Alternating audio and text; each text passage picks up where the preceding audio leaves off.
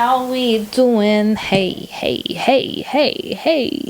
Testing. 1, 2, 3.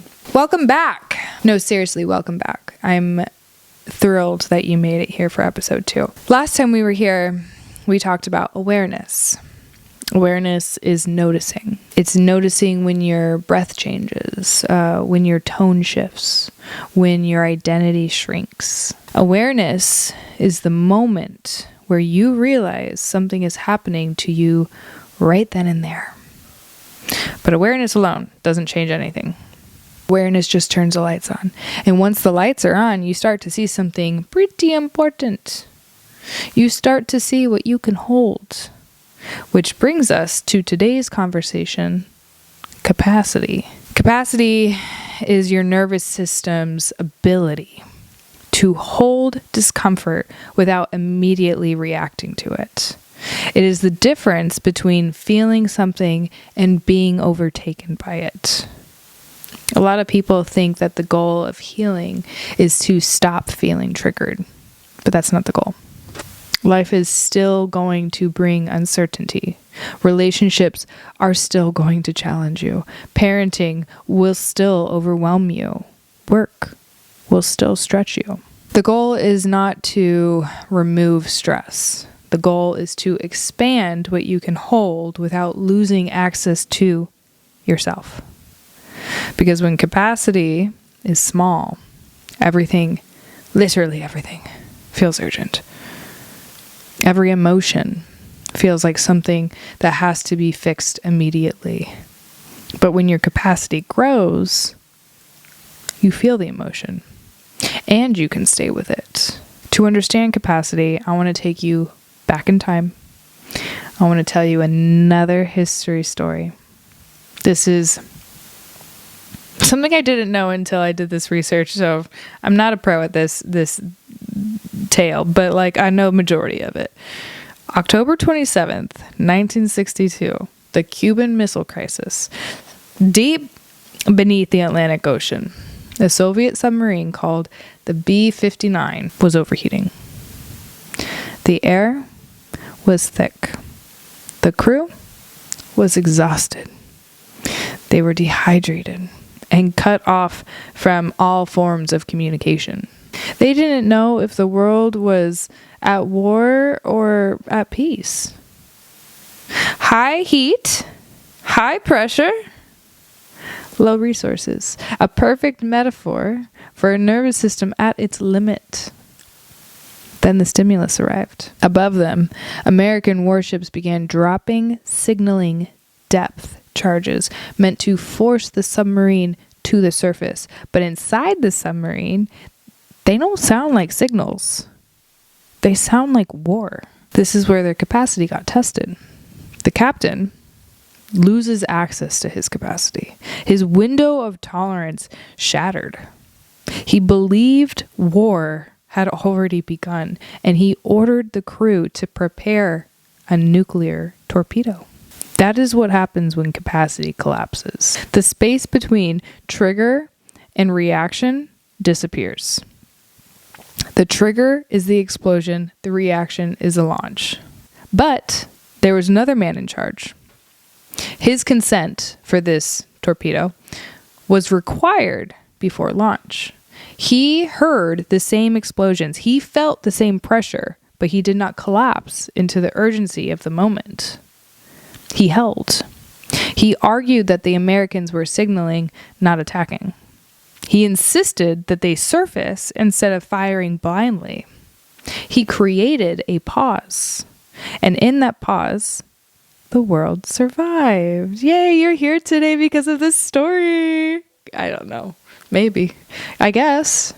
I don't know how big nuclear torpedoes are, but depending on where you're at,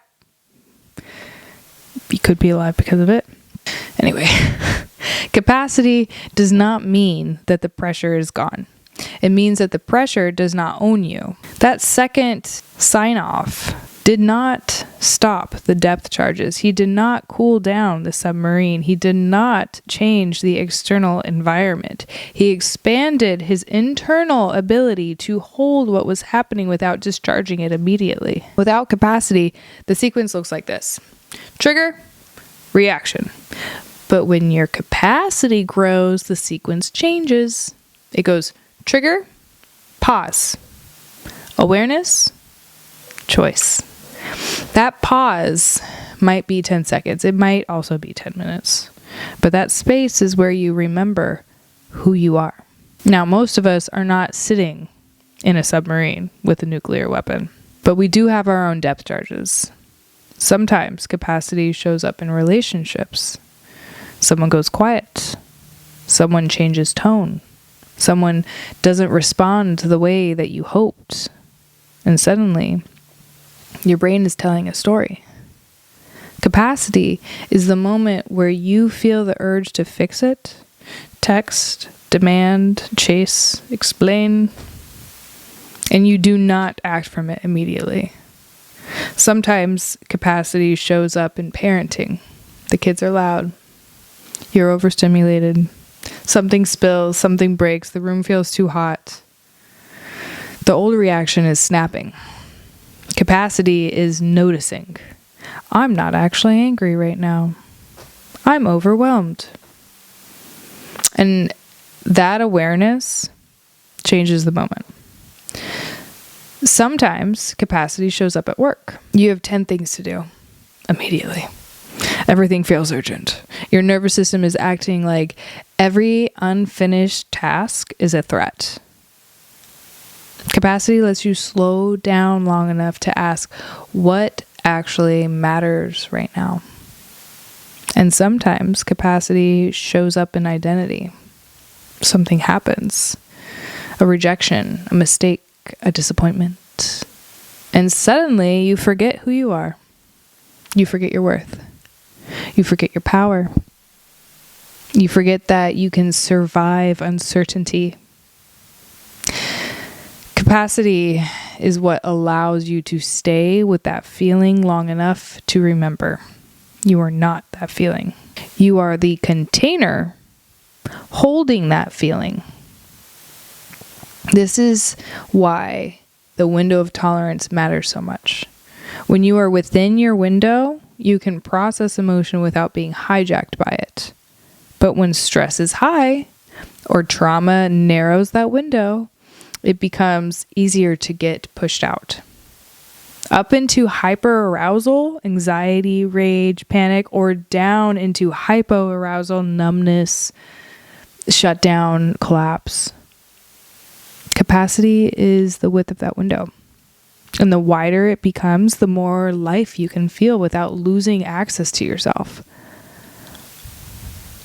So, how do we build it?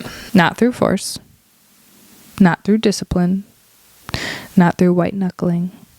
Capacity grows through nervous system safety, sleep, nourishment, boundaries, slowing down, honest emotional processing, paying attention to your body. Those things matter. They lower the temperature of the submarine. But there's another piece too. Capacity grows every time that you stay present with discomfort without immediately escaping it. Not suppressing it, not fixing it, not discharging it into someone else. Just holding it. Every time that you want to send the reactive text and you don't, you are building capacity. Every time that you feel anger rise and you pause long enough to feel your feet on the floor, you are building capacity. That is nervous system strength. Last episode, we talked about awareness. Awareness lets you see the moment, which is great. But capacity lets you hold the moment. And once you can hold it, regulation becomes possible. Regulation brings your nervous system back to safety. From safety, you regain access to your identity. From identity, you practice embodiment. And over time, that becomes sustainable choice. But we can't skip steps. So this week, I want you to notice what overwhelms you the fastest. Is it rejection? Is it uncertainty? Is it disappointment? Is it feeling unseen? That's your capacity edge. Not something to judge. Not something to fix overnight. Just the edge of what your system can hold right now. And edges can expand. Slowly, gently, and over time. Next episode, we are going to talk about regulation. What is it? What is it not? And how to return your nervous system to safety once activation has already started. Until then, stay with awareness. Stay with capacity. Regulation is a revolution. And I'll see you next week.